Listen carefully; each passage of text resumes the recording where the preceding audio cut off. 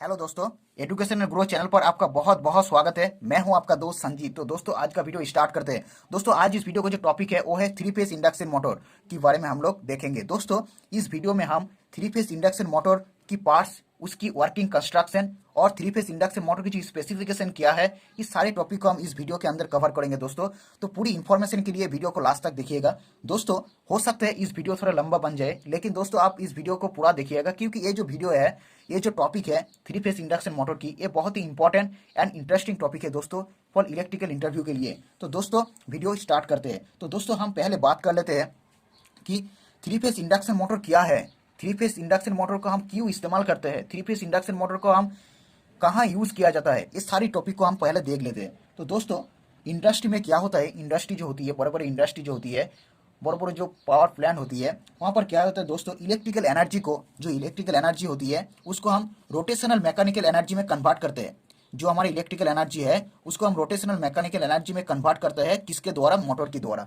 तो मोटर के द्वारा हम उसको कन्वर्ट करते हैं। लेकिन दोस्तों ये कन्वर्ट किया जाता है सिंगल फेस और थ्री फेस, ये दो मोटर हो सकते हैं। तो दोस्तों हमारे जो थ्री सिंगल फेस मोटर होती है, ये सिंगल फेस मोटर की जो क्षमता या फिर जो इफिशियंसी होती है दोस्तों, ये ज़्यादा नहीं होती है। और जो थ्री फेस मोटर होती है दोस्तों, as compare to single phase motor, इसका जो इफिशियंसी या फिर क्षमता जो होती है, ये बहुत ज़्यादा होती है compare to single phase motor की। तो दोस्तों इनका जो कॉस्ट है, यानी three phase single phase motor का जो कॉस्ट होती है, वो बहुत ही as compare to single phase motor की ये बहुत ही कम होती है दोस्तों। तो इसलिए हम इंडस्ट्री के अंदर, इसलिए हम क्या करते हैं दोस्तों, जो इंडस्ट्री, बड़े बड़े जो इंडस्ट्री होती है, ये इंडस्ट्री के अंदर हम single three phase induction motor का हम उपयोग करते हैं इलेक्ट्रिकल एनर्जी को रोटेशनल मैकेनिकल एनर्जी में कन्वर्ट करने के लिए। दोस्तों दोस्तों अब हम बात कर लेते हैं इसका कंस्ट्रक्शन के बारे में, थ्री फेस इंडक्शन मोटर की जो कंस्ट्रक्शन होती है। दोस्तों थ्री फेस इंडक्शन मोटर की जो कंस्ट्रक्शन होती है, वहाँ पर दो पार्ट्स रहती है। पहला जो पार्ट्स है दोस्तों वो है स्टेटर। पहला कौन सा पार्ट है, वो है स्टेटर, आप स्क्रीन पर देख सकते हैं। और दूसरा जो पार्ट है दोस्तों वो है रोटर। तो दोस्तों ये जो स्टेटर होती है दोस्तों, स्टेटर जो होता है वो हमारा एक स्टेशनरी पार्ट होती है मोटर की, यानी थ्री फेस इंडक्शन मोटर की ये एक स्टेशनरी पार्ट होती है, यानी स्थिर पार्ट होती है। और जो स्टेटर के अंदर हमारा वाइंडिंग रहता है। आप इस पिक को जरा देखिए, ये होता है दोस्तों, ये जो वाइंडिंग है जहाँ पर, इसको हम स्टेटर कहते हैं दोस्तों, वाइंडिंग देख सकते हैं आप। और ये जो दोस्तों यहाँ से यहाँ तक, इसको हम रोटर कहते हैं। ये होता है हमारा स्टेटर, ये हमारा क्या होता है, स्टेटर। और ये जो वाली जो पार्ट है दोस्तों, इसको हम रोटर कहते हैं। तो ये हो गया रोटर। तो दोस्तों ये जो रोटर होता है दोस्तों, ये इंडक्शन मोटर की रोटेशनल पार्ट होती है, यानी इस वाली पार्ट हमारा मोटर के अंदर घूमते हैं, रोटेशनल पार्ट रोटेट होती है दोस्तों, इस वाली पार्ट। दोस्तों अगर हम इस मोटर की बाहरी कंस्ट्रक्शन देखें, यानी ये जो मोटर होती है दोस्तों, आप पिक पर देख सकते हैं, ये जो मोटर है इसका बाहरी कंस्ट्रक्शन अगर देखें, तो यहाँ पर मोटर होती है उसमें स्लॉट्स, ये जो मोटर है इसमें स्लॉट्स टाइप की कटे हुए रहते हैं, देख सकते हैं आप। ये जो देखिए आप, ये होता है स्लॉट्स, इसको हम क्या कहते हैं, इसको हम स्लॉट्स कहते हैं, स्लॉट्स। दोस्तों ये स्लॉट्स जो होती है, ये हीट सिंक की काम करते हैं। हीट सिंक आप देखे होंगे, कोई भी अगर इलेक्ट्रिकल सर्किट आप ले लीजिए, वहां पर कोई भी आईसी है या फिर कोई भी इक्विपमेंट है, कोई भी कंपोनेंट है जो ज़्यादा हीट होती है, उसके साथ यानी उसको कनेक्ट करके हम हीट सिंक को इस्तेमाल करते हैं। हीट सिंक का काम क्या है दोस्तों, हीट सिंक का काम है जिस कंपोनेंट के साथ वो कनेक्ट रहता है, यानी इलेक्ट्रिकल सर्किट में जिस कंपोनेंट के साथ वो कनेक्ट रहेगा उसको कूलिंग प्रोवाइड करना, यानी कूलिंग प्रोवाइड करवाना। तो दोस्तों हीट सिंक का काम और ये जो स्लॉट्स का काम एक तरह से सेम ही होता है दोस्तों। ये जो स्लॉट्स बने हुए रहते हैं इस मोटर के ऊपर, यानी मोटर की बाहरी कंस्ट्रक्शन में, ये स्लॉट्स इसलिए रहता है दोस्तों, जब हमारा मोटर रनिंग होती है, यानी जब हम थ्री फेस सप्लाई से मोटर को, यानी इस थ्री फेस इंडक्शन मोटर को जो कनेक्ट करते हैं, तो इसके अंदर जो वाइंडिंग है और जो वाइंडिंग है, जो मैग्नेटिक फ्लक्स बनते हैं इसके अंदर, उसकी वजह से क्या होता है दोस्तों, इस इंडक्शन मोटर की हीट होती है, यानी वाइंडिंग हीट होती है। वाइंडिंग को कूलिंग प्रोवाइड करवाना या फिर इस मोटर को कूलिंग प्रोवाइड करवाने के लिए हम इस मोटर की बाहरी कंस्ट्रक्शन में हम इसको स्लॉट्स देते हैं। स्लॉट्स इसलिए दोस्तों, ये स्लॉट्स क्या करेगा, बाहरी जो वेदर है, बाहरी जो हवा है, वहाँ पर ज़्यादा से ज़्यादा उनकी टच में आएगा। इसकी वजह से हमारा जो मोटर है वो थोड़ा कूलिंग रहेगा, यानी थोड़ा सेफ रहेगा। तो दोस्तों अगर हम इस मोटर की बाहरी सेल में अगर हम स्लॉट्स को उपयोग अगर ना करें, तो क्या होगा दोस्तों, हमारी जो वाइंडिंग है, इतना हीट होने की वजह से वो फेल हो जाएगा, इतना हीट होने की वजह से वो फेल होगा, या फिर मोटर के अंदर कोई भी प्रॉब्लम आ जाएगा। तो इसीलिए हम इस स्लॉट्स को इस्तेमाल करते हैं मोटर की बाहरी सेल में, इस बाहरी सेल में। दोस्तों अब हम देख लेते हैं इस रोटर के बारे में। तो दोस्तों रोटर जो होती है दोस्तों, ये दो टाइप की रोटर होती है। पहला जो टाइप है दोस्तों वो है स्क्विरल गेज रोटर, आप स्क्रीन पर देख सकते हैं squirrel gauge rotor, squirrel gauge rotor. और दूसरा जो टाइप है दोस्तों वो है फेज उन रोटर, फेज उन, आप स्क्रीन पर देख सकते हैं। पहला जो टाइप है वो है स्क्विरल गेज रोटर, दूसरा जो टाइप है दोस्तों वो है फेज उन रोटर। दोस्तों ये जो लास्ट में है, अब हम इसका कंस्ट्रक्शन देख लेते हैं।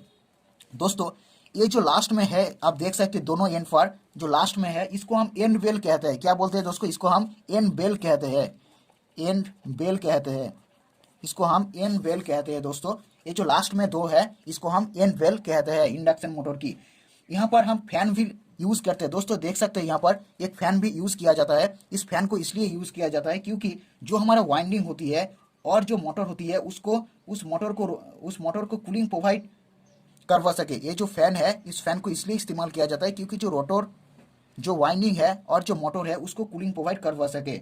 दोस्तों इस मोटर का जो रोटर है या फिर जो स्टेटर है, ये जो रोटर है और ये जो स्टेटर है, और इस बॉडी के ऊपर आप देख सकते हैं यहाँ पर एक नेम प्लेट बना हुआ है। आप देख सकते हैं यहाँ पर क्या है दोस्तों, एक नेम प्लेट रहता है। दोस्तों इस नेम प्लेट का जो काम है, इस नेम प्लेट इसलिए रहता है क्योंकि ये जो नेम प्लेट है इस मोटर के बारे में जो डाटाबेस है, यानी मोटर कितने किलोवाट की है, कितने एचपी का है, कितने आरपीएम से मोटर घूम रही है, यानी घूमना चाहिए, इतना आरपीएम से इस मोटर को घूमना चाहिए, इस मोटर का इफिशियंसी क्या होगा, इस मोटर का पावर फैक्टर क्या होगा, ये सारी डाटाबेस इस नेम प्लेट के अंदर लिखा रहता है। दोस्तों इस नेम प्लेट इसलिए दिया जाता है, ये सारी इंफॉर्मेशन को इलेक्ट्रिशियन को या फिर जो मोटर को यूज कर रहे हैं उसको जानकारी देने के लिए। तो दोस्तों अब हम ये जो बॉक्स आप देख सकते हैं यहाँ पर एक बॉक्स है, इसको हम जंक्शन बॉक्स कहते हैं। दोस्तों जंक्शन बॉक्स जहां पर हम 3 फेज सप्लाई को कनेक्ट करते हैं। और दोस्तों ये जो रोटर है आप देख सकते हैं यहाँ पर, ये जो रोटर है, इस रोटर जिसके ऊपर बना हुआ रहता है, यानी जिसके ऊपर ये लगा रहता है, इसको हम शेफ्ट कहते हैं, इसको हम शेफ्ट कहते हैं। इसको पूरा है यहाँ से यहाँ तक, इसको हम शेफ्ट कहते हैं। दोस्तों इस शेफ्ट के ऊपर दो बियरिंग रहते हैं। पहला एक, यानी जो शुरू हुआ, जो स्टार्ट होती है जहां से रोटर, वहां पर एक बियरिंग रहते हैं, जहां पर एंड होती है वहां पर भी एक बियरिंग रहते हैं। तो दोस्तों अगर आप मान लो कोई भी लोड अगर इस मोटर के साथ कनेक्ट करते हो, यानी मोटर के साथ हम लोड कहाँ कनेक्ट करते हैं, इसी एंगल पर, इसी जगह पर हम मोटर की जो लोड है या फिर जो लोड देता है मोटर के ऊपर, उसको यहाँ पर कनेक्ट करते हैं। तो दोस्तों आप आसानी से बोल सकते हो जो लोड हम मोटर को देते हैं वो सीधा कनेक्ट रहता है हमारे रोटर के साथ, यानी रोटर में हम इस मैकेनिकल जो लोड देते हैं उस रोटर में देता है। दोस्तों आप देख लेते हैं इसके वर्किंग कंस्ट्रक्शन, यानी वर्किंग के बारे में हम लोग देख लेते हैं। दोस्तों इस जंक्शन बॉक्स में जब हम 3 फेज सप्लाई को कनेक्ट करते हैं, यानी RYB को जब हम कनेक्ट करेंगे, तो दोस्तों उसके अंदर, यानी इस मोटर के अंदर क्या होगा, मैग्नेटिक फील्ड बनते हैं। यानी 3 फेज सप्लाई देने से मोटर के अंदर मैग्नेटिक फील्ड बनते हैं। दोस्तों ये जो मैग्नेटिक फील्ड होती है 3 फेज इंडक्शन मोटर की, इसको हम रोटेशनल या फिर रोटेटिंग मैग्नेटिक फील्ड कहते हैं। इसको हम क्या कहते हैं, रोटेटिंग मैग्नेटिक फील्ड। आप स्क्रीन पर देख सकते हैं, इसको हम रोटेटिंग मैग्नेटिक फील्ड कहते हैं। रोटेटिंग मैग्नेटिक फील्ड, दोस्तों यहाँ पर एक जरूरी बात मैं आपको बता देती हूँ कि इंटरव्यू में अक्सर ये क्वेश्चन पूछा जाता है कि हमारा जो सिंगल फेज या फिर जो 3 फेज मोटर होती है, ये सेल्फ स्टार्टिंग होती है या फिर नहीं होता है। यानी हमारा सिंगल फेज और 3 फेज जो मोटर होती है ये सेल्फ स्टार्टिंग होती है या फिर नहीं होता है, इसके बारे में क्वेश्चन अक्सर पूछा जाता है। दोस्तों मैं आपको बता देती हूँ, जो 3 फेज इंडक्शन मोटर होती है ये सेल्फ स्टार्टिंग मोटर होती है। कोई भी 3 phase induction motor self starting motor होती है। Single phase motor self starting नहीं होता, उसका रीजन मैं आपको बता देती हूँ इस वीडियो पर। तो दोस्तों जो 3 फेज इंडक्शन मोटर होती है उसको जब हम 3 फेज सप्लाई से कनेक्ट करते हैं तो मोटर के अंदर रोटेशनल मैग्नेटिक फील्ड इंड्यूस्ड होती है, यानी रोटेशनल मैग्नेटिक फील्ड जनरेट होती है उसके अंदर। तो दोस्तों ये जो रोटेशनल मैग्नेटिक फील्ड जनरेट होती है ये रोटर को घुमा देते हैं। यानी कोई भी मोटर को घुमाने के लिए, कोई भी मोटर को चलने के लिए रोटेशनल मैग्नेटिक फील्ड होना जरूरी है। अगर वहां पर रोटेटिंग मैग्नेटिक फील्ड अगर जनरेट नहीं होगा तो उसमें ये जो मोटर होगा, वो मोटर के अंदर जो रोटर होगा वो घूमेगा नहीं। तो दोस्तों जो 3 फेज इंडक्शन मोटर होती है उसके अंदर 3 फेज सप्लाई कनेक्ट करने से हमारा जो मोटर है वो रोटेटिंग मैग्नेटिक फील्ड पैदा करती है। इसके वजह से हमारी जो रोटर होती है वो घूमने लगते हैं। तो दोस्तों थ्री फेज इंडक्शन मोटर को इसलिए सेल्फ स्टार्टिंग मोटर कहा जाता है। तो दोस्तों ये जो थ्री फेज इंडक्शन मोटर है, तो इसके अंदर टोटल 3 वाइंडिंग रहते हैं। आप देख सकते हैं यहाँ से 3 वाइंडिंग रहता है। तीनों वाइंडिंग एक दूसरे के साथ 120 डिग्री एंगल के साथ बने हुए रहते हैं। यानी हर फेज का जो एंगल होती है दोस्तों, आप देख सकते हैं हर फेज का जो एंगल होती है वो 120 डिग्री एंगल होती है।